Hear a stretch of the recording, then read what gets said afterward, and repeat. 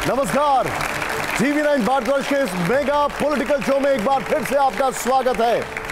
आज शो शुरू करने से पहले मैं आपको एक सलाह दूंगा कि इस वक्त आप जो भी काम कर रहे हैं उसे थोड़ी देर रोक दीजिए, टीवी की आवाज थोड़ी बढ़ा दीजिए, रिमोट को बगल में रख दीजिए, क्योंकि इस शो में आज जो भी होगा वो आपको अगले 1 घंटे तक अपनी सीट से हिलने नहीं देगा। आज हमारे स्टूडियो में हमेशा की तरह देश के 5 जाने माने संपादक मौजूद हैं। जोरदार तालियां उनके लिए, जिनका सामना करने के लिए आज हमारे स्टूडियो में आ रहे हैं एक ऐसे नेताजी जो बिहार से निकले और तिहाड़ तक पहुंचे, जिन्हें विरोधियों ने टुकड़े टुकड़े गैंग का मुखिया कहा, तो वो कन्याकुमारी से कश्मीर तक भारत जोड़ो यात्री बने, जो कॉमरेड से कांग्रेस के रेड कारपेट तक आ गए, जो इस वक्त राहुल गांधी के लिए कुछ भी कर गुजरने को है तैयार।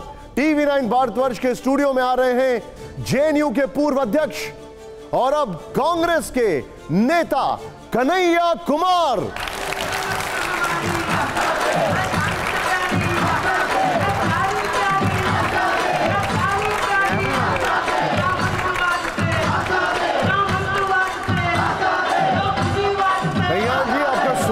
जोरदार ताली एक बार फिर से कन्हैया जी के लिए। हमारे सीनियर 5 एडिटर्स हमारे साथ हैं। आइए कन्हैया जी, आइए बैठिए। बड़े हम्बल और बड़े पोलाइट तरीके से, लेकिन हम जानते हैं जब आप बोलते हैं तो सब आपको सुनते हैं। कन्हैया जी, पहला सवाल, आपके नारों में अभी जो हमने सुना यहाँ पर परिवारवाद से आज़ादी का जिक्र क्यों नहीं था? पहले से प्लान था कि कांग्रेस में ही जाना है?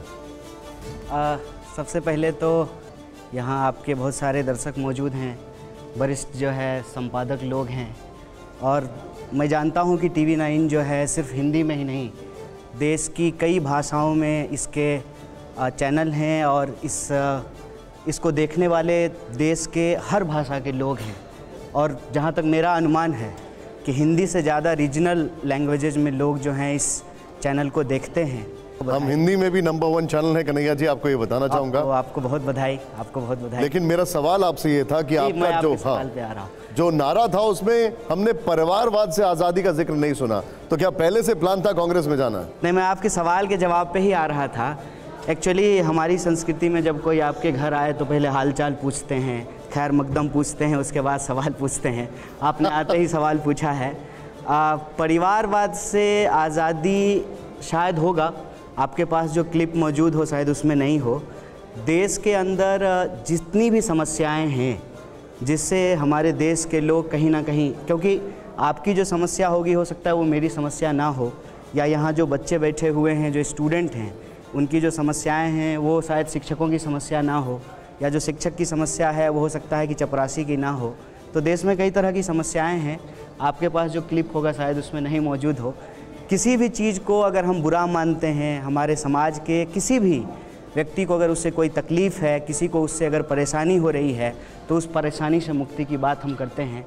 और जहाँ तक बात रही कांग्रेस में जाने की, तो कांग्रेस में जाना और परिवारवाद का विरोध करना, इसमें कोई तालमेल नहीं है, क्योंकि परिवारवाद का विरोध करते हुए भी आप कांग्रेस में रह सकते हैं, क्योंकि कांग्रेस पार्टी इस देश की सबसे पुरानी पार्टी है। मैं समझता हूँ कि जब लोग कांग्रेस पे बहुत सारे सवाल उठाते हैं, वो लोग भी इस बात को अस्वीकार नहीं कर सकते हैं कि भारतीय राष्ट्रीय कांग्रेस के नेतृत्व में जो है इस देश को आज़ादी मिली।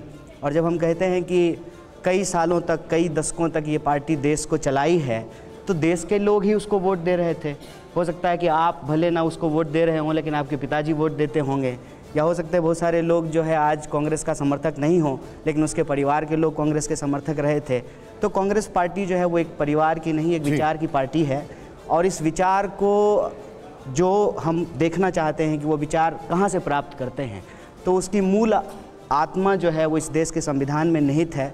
और परिवारवाद का विरोध करते हुए, परिवारवाद अगर गलत है तो उसका विरोध होना चाहिए, और उसका विरोध करते हुए जो है आप कांग्रेस पार्टी में रह सकते हैं। ठीक है, ये इसमें कोई अंतर्विरोध नहीं है। कन्हैया जी, लोग कहते हैं कि कन्हैया कुमार और अरविंद केजरीवाल में बहुत सी समानताएं हैं।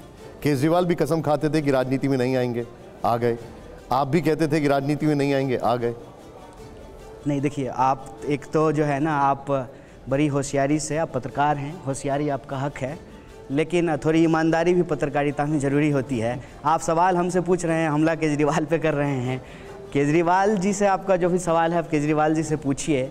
जहाँ तक मेरी बात है तो मेरे ख्याल से ये मिसकोट कर रहे हैं आप। मैं तो हमेशा से कहता हूँ कि जब राजनीति से आपकी हर चीज़ तय होती है तो आपको अपनी राजनीति तय करनी चाहिए।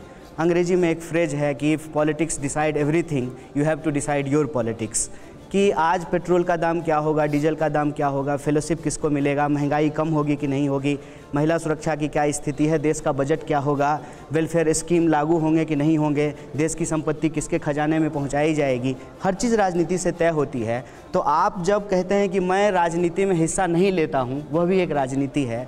जब आप किसी पार्टी का समर्थन करते हैं वो भी एक राजनीति है। जब आप किसी पार्टी का विरोध करते हैं वह भी राजनीति है। जब आप वोट देते हैं तब भी राजनीति है। किसी पर्टिकुलर पार्टी को वोट देते हैं तब भी राजनीति है। और अपने मतदान केंद्र पे जाकर के नोटा का बटन दबाते हैं तब भी राजनीति है। जब हम इस समाज में पैदा हो गए हैं तो राजनीति से हम अलग नहीं हो सकते हैं।